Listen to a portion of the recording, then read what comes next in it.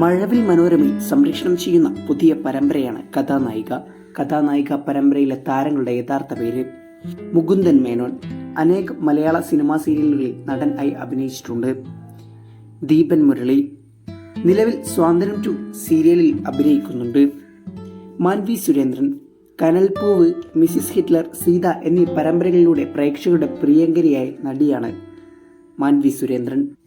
അജൂബ് ഷാ കഥാനായിക പരമ്പരയിലെ നായക കഥാപാത്രം അഭിനയിക്കുന്ന താരമാണ്.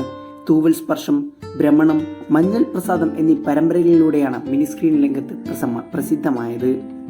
കുബ്ര നായക കഥാപാത്രമാണ് താരം കഥാനായിക പരമ്പരയിൽ അഭിനയിക്കുന്നത്. മലയാളിയല്ല, തമിഴ്നാടാണ് താരത്തിന്റെ സ്വദേശം.